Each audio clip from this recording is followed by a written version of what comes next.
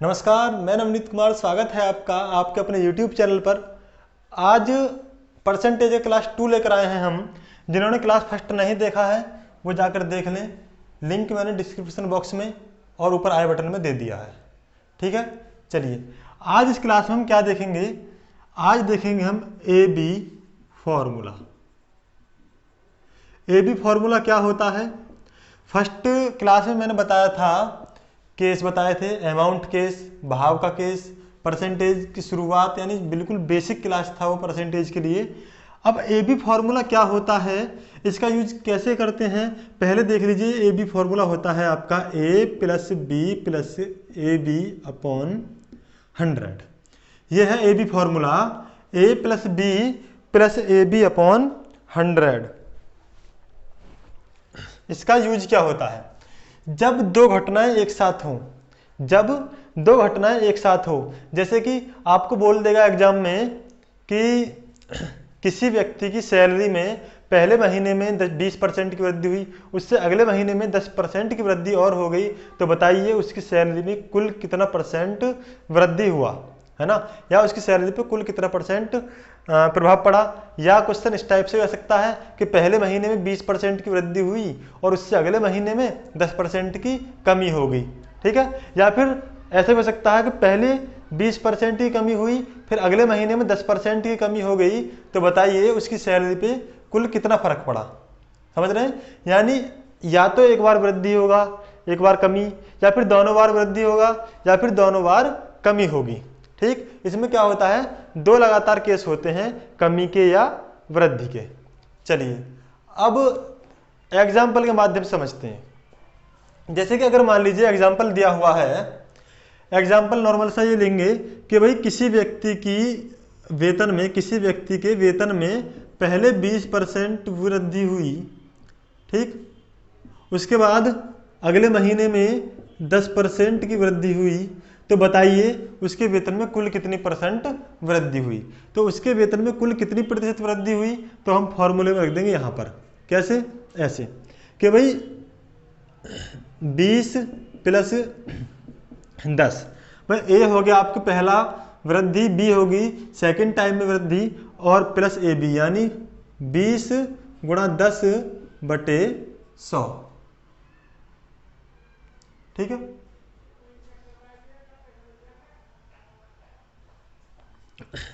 तो काट दीजिए, 2 जीरो से 2 जीरो खत्म, ये कितना हो गया, 20 और 10 30 प्लस 2 यानी 32%। 32% क्या होगी जी, वृद्धि होगी। ठीक, ये तो होगा फॉर्मूले के हिसाब से। अब इसे हम एक बेसिक रूल के साथ करते हैं, जो इसका बेसिक कंसेप्ट है उस हिसाब से। मान लीजिए पहले किसी व्यक्ति की सैलरी 100 रुपये थी। कितने रुपए थी, 100 रुपये थी। उसके बाद उसमें 20% की वृद्धि होगी। भाई 100 रुपये पे अगर हम 20% की वृद्धि करेंगे तो कितनी सैलरी हो जाएगी उसकी, अब 20 रुपये बढ़ जाएगी, यानी कितनी होगी अब 120 रुपये। ठीक, 20% की वृद्धि होने के बाद उसकी सैलरी कितनी हो जाएगी, 120 रुपये। अब उसके बाद फिर 10% सैलरी में वृद्धि हुआ। अब जो 10% जो वृद्धि हो रही है वो उसकी बढ़ी हुई सैलरी में ही तो 10% और एक्स्ट्रा होगा। अब भाई पहले 100 रुपये थे, 100 के बाद 20% उसमें वृद्धि हुई, उसके बाद कितने रुपए होगी उसकी सैलरी, 120 रुपये। अब फिर 10% बढ़ रही है, तो 10% जो होगा वो इस 120 का 10% ही तो बढ़ेगा। अब हम 120 का 10% अगर निकालते हैं तो 120 गुणा 10 बटे 100, 2 जीरो से 2 जीरो खत्म, यानी 12 रुपये और बढ़ जाएंगे। 120 रुपये पहले थी, 12 रुपये और बढ़ गए, यानी 132 रुपये उसकी इनकम होगी, सॉरी सैलरी होगी। ठीक, यानी पहले 100 रुपये सैलरी थी, अब कितनी होगी, 132 रुपये होगी। कितनी वृद्धि हुई, कितनी वृद्धि हुई जी, 32 रुपये वृद्धि हुई। कितनी हुई, 32 रुपये वृद्धि हुई। परसेंट निकाल लीजिए, तो 32 बटे ये 32 रुपये जो बढ़े हैं किस पर बढ़े हैं, 100 रुपये पर ही तो बढ़े हैं। पहले जो उसकी सैलरी थी वो 100 रुपये थी, अब कितनी बढ़ गई है, 32 रुपये। तो जब बढ़ी कितने पर बढ़ी, 100 पर बढ़ी, तो 100 लेंगे बटे में और गुणा कर देंगे 100% से। 100 से 100 खत्म, तो कितना हो गया, 32% वृद्धि हो गया।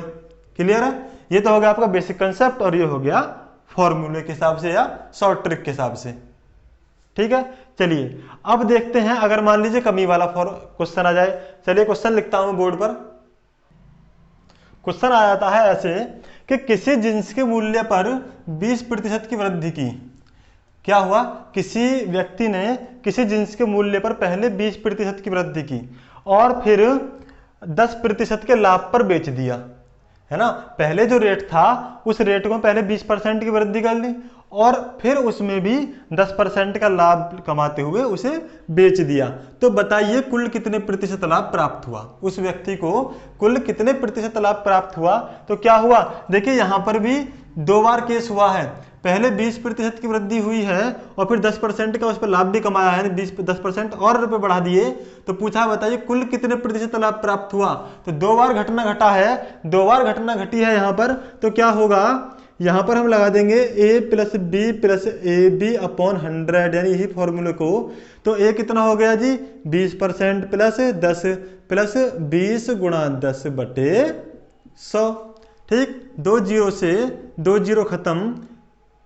अब ये हो गया आपका 20 और 10 30 + 2 यानी 32%। कितना हो गया, 32%।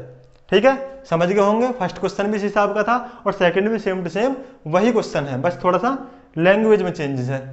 अब अगर मान लीजिए क्वेश्चन इस प्रकार से होता कि किसी जिन्स के मूल्य पर 20% की वृद्धि की और फिर 10% की छूट पर 10% की छूट पर उसे बेच दिया, बताइए कुल कितने प्रतिशत लाभ प्राप्त हुआ। या बताइए व्यापार पर क्या प्रभाव पड़ा, बताइए व्यापार पर क्या प्रभाव पड़ा।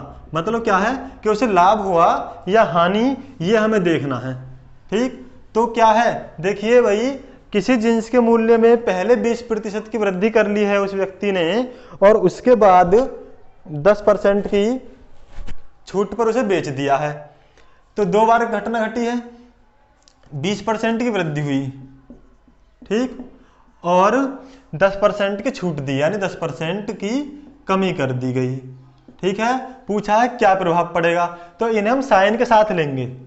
देखिए ए तो प्लस का ही है, तो प्लस का 20 लिख दिया और प्लस माइनस क्या होगा, माइनस, तो माइनस का बी यानी 10% लिख दिया। और यहाँ है ए बी और ये प्लस का ए है और माइनस का बी है, प्लस का ए है माइनस का बी है, दोनों क्या है गुणा। तो प्लस माइनस क्या हो जाएगा माइनस, और 20 की जब हम गुणा करेंगे 10 के साथ तो क्या हो गया 200 बटे 100। 2 जीरो से 2 जीरो खत्म, तो क्या हुआ, ये हो गया 20 माइनस 10 और माइनस के 2 हो गया माइनस का 12। 12 को माइनस कर दीजिए तो कितना बचा जी 18%। कितना लाभ प्राप्त हुआ उसे, 18% लाभ प्राप्त हुआ। किसको, जिन्स विक्रेता को। ठीक है, उस जिन्स पर कितने प्रतिशत लाभ प्राप्त होगा जी, अब 18% लाभ, सॉरी गलती से मिस्टेक हो गया, 8% लाभ प्राप्त होगा। ठीक है, बाय मिस्टेक मुझसे माइनस करने में थोड़ा गलत हो गया। तो कितना परसेंट लाभ होगा जी, 8% लाभ होगा। क्लियर है, देखिए प्लस माइनस का कंसेप्ट मैं आपको क्लियर करता हूं। देखो आपने देखा है कि अगर मान लीजिए -2 की गुणा हम -3 के साथ करते हैं तो कितना आएगा, माइनस माइनस प्लस का 6। अगर -2 की गुणा हम +3 के साथ करते हैं तब क्या आएगा, प्लस माइनस माइनस का 6। और अगर मान लीजिए +2 की गुणा -3 के साथ करते हैं तो प्लस माइनस तब भी माइनस रहेगा 6। और अगर मान लीजिए +2 की गुणा +3 के साथ करते हैं तो अब भी क्या रहेगा 6 ही रहेगा, नहीं 6 ही रहेगा। यहाँ पे हमें क्या पता चला कि अगर मान लीजिए दोनों साइन सेम हैं, दोनों चिन्ह इक्वल है यानी सेम है, अगर मान लीजिए हम दोनों ही साइन माइनस के हैं या दोनों ही साइन प्लस के हैं तो कंडीशन क्या रहती है, प्लस की रहती है। तो यहाँ पे क्या आएगा, प्लस ले लेंगे हम। और अगर मान लीजिए कोई भी एक केस में माइनस है ना, कोई भी एक केस में माइनस है तो हम यहाँ पर क्या ले लेंगे, माइनस ले लेंगे। क्यों ले लेंगे, आप समझ गए होंगे। क्लियर है, चलिए एक एग्जांपल और देख लेते हैं इसी प्रकार का। जैसे अगर मान लीजिए दिया हुआ है क्वेश्चन में कि किसी जिन्स के मूल्य पर, एग्जांपल चेंज नहीं कर रहा हूं, इसी में कंडीशन चेंज कर रहा हूं बस थोड़ा सा, है जी, नंबर चेंज कर देता हूं। किसी जिन्स के मूल्य पर पहले 20%, सॉरी अब ले लेता हूं 10%, 10% की छूट कर दीजिए। क्या कर दिया? 10% की छूट की, और फिर 10% की छूट पर उसे बेच दिया। पहले क्या हुआ, जो उसका मूल्य था 10% घटाया और फिर उस पर भी 10% की छूट देकर उसे बेच दिया। तो पूछा है व्यापार पर क्या प्रभाव पड़ेगा, व्यापार पर क्या प्रभाव पड़ेगा। तो प्रभाव हम कैसे देखेंगे? देखिए यहां पर हमने क्वेश्चन को सॉल्व किया था, परसेंटेज आया था वहां प्लस में, तो इसलिए हमने क्या बोला, लाभ बोला। और अगर मान लीजिए आंसर हमारा माइनस में आता है, तब हम उसे क्या बोलेंगे, तब हम उसे बोलेंगे हानि। कैसे? चलिए देख लेते हैं। ऐसे देखिए दोनों ही केस में छूट हुई है यानी कमी हुई है। माइनस का लेंगे, -10% प्लस माइनस, देखो प्लस माइनस तो माइनस हो जाएगा, तो माइनस का b कितना हो गया 10, और माइनस माइनस है, याद रखें माइनस का 10 है, माइनस का 10 है, तो माइनस माइनस प्लस का हो जाएगा 10 गुणा 10/100। ठीक, चलिए सॉल्व कर लेते हैं। इस जीरो से जीरो खत्म, क्या बचा 1। देखिए माइनस का 10 हो गया माइनस का 20, लेकिन प्लस का क्या है ये 1, तो माइनस के 20 में से +1 करेंगे तो माइनस का क्या हो जाएगा 19%। अब आंसर हमारा आया है माइनस में, तो यहां पर क्या प्रभाव पड़ा, यहां पर प्रभाव ये पड़ा कि व्यापार में हानि हुई कितने प्रतिशत की, 19% की। आंसर अगर हमारा माइनस में आता है तो हानि हुई है, और अगर मान लीजिए प्लस में आता है तो लाभ हुआ है। ठीक है जी, क्लियर है सभी के, समझ में आ गया होगा। इस टाइप के क्वेश्चन अब आप कर लोगे। अब थोड़ा सा चेंज करेंगे, क्वेश्चन इसी टाइप से है लेकिन थोड़ा सा चेंज करेंगे। किस टाइप से क्वेश्चन मिलते हैं आपको एग्जाम में, चलिए देखते हैं। क्वेश्चन में लिख देता हूं, देखिए जी क्वेश्चन है, किसी त्रिभुज की भुजाओं में 10% की वृद्धि करने पर त्रिभुज के क्षेत्रफल पर क्या प्रभाव पड़ेगा। जी याद रखें, देखिए ये जो क्वेश्चन होते हैं आपके, ये किसी आयत की लंबाई कितनी प्रतिशत बढ़ाई जाए, है ना, या किसी आयत की लंबाई और चौड़ाई में इतनी प्रतिशत की वृद्धि होने पर उसके क्षेत्रफल में क्या प्रभाव पड़ेगा। किसी आयत की लंबाई व चौड़ाई में इतने प्रतिशत वृद्धि होने पर उसके क्षेत्रफल में क्या प्रभाव पड़ेगा। या फिर क्वेश्चन जो आपको मिलता है इस प्रकार से कि किसी आयत की लंबाई कितने प्रतिशत बढ़ाई जाए, या किसी आयत की लंबाई 10% बढ़ाने पर उसकी चौड़ाई में कितनी प्रतिशत की कमी की जाए कि क्षेत्रफल पर कोई प्रभाव ना पड़े। ठीक, इस टाइप के क्वेश्चन होते हैं, जैसे कि आयत के हो गए, वर्ग का हो गया, त्रिभुज का हो गया, या फिर वृत्त का क्षेत्रफल हो गया। इन सब में हम वही ए बी फॉर्मूला यूज करके आंसर निकालते हैं। ठीक है, क्यों? देखिए यहाँ पर आप कहोगे कि 10% ही तो वृद्धि हुई है, यहाँ पर दो केस कहाँ हैं, दो केस यहाँ पर ऐसे हैं। सबसे पहली बात, ये त्रिभुज है, ये जो त्रिभुज है, त्रिभुज की भुजाओं 10% की वृद्धि हुई, तो जब भी यह त्रिभुज होता है उस त्रिभुज में सीन ये होता है कि वो त्रिभुज समबाहु त्रिभुज होता है। इस टाइप का क्वेश्चन अगर आपको मिलता है तो हमेशा हम ये मानेंगे कि वो जो त्रिभुज है समबाहु त्रिभुज है, और समबाहु त्रिभुज का क्षेत्रफल क्या होता है, √3/4 a स्क्वायर। ए स्क्वायर मतलब भुजा का स्क्वायर, यानी a गुणा a। देखिए दो बार हो गया ना, एक ही गुणा दो बार होगी, इसका मतलब 10% यानी दो बार गुणा हो रही है, तो हो गया डबल सीन, यानी डबल घटना होगी। क्लियर है, समझ में आ गया होगा। ठीक है, चलिए अब देखते हैं त्रिभुज की भुजाओं में 10% की वृद्धि हुई। हाँ, अभी मैं बता रहा था कि त्रिभुज की जब ऐसी बात आती है क्वेश्चन में, तो हम हमेशा समबाहु त्रिभुज मानते हैं। समबाहु त्रिभुज क्यों? क्योंकि उसकी तीनों भुजाएं बराबर होती हैं, तीनों भुजाओं में बराबर ही वृद्धि की जा रही है।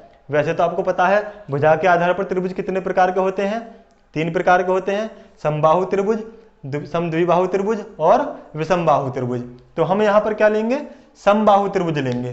ठीक है, अब कितने प्रतिशत की वृद्धि हुई, 10% की वृद्धि हुई। अब देखते क्षेत्रफल पर क्या प्रभाव पड़ेगा। तो क्या प्रभाव पड़ेगा, तो फॉर्मूला वही a + b + ab/100।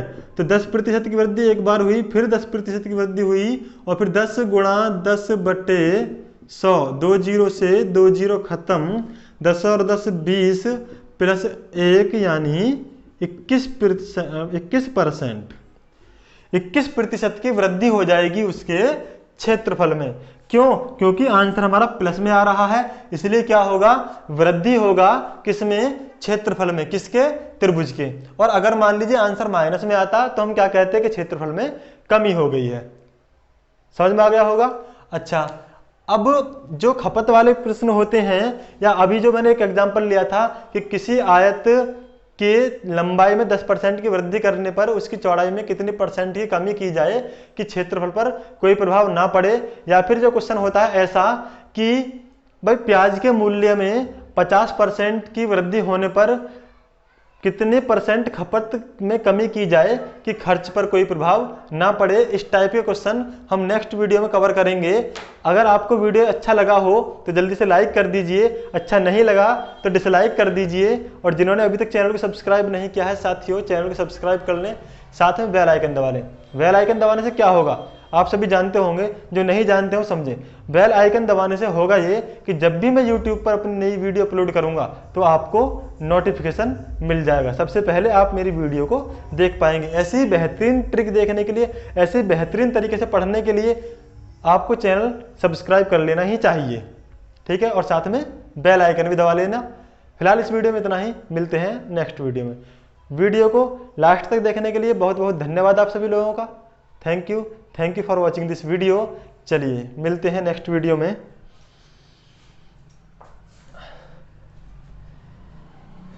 दिल ने ये कहा है दिल से,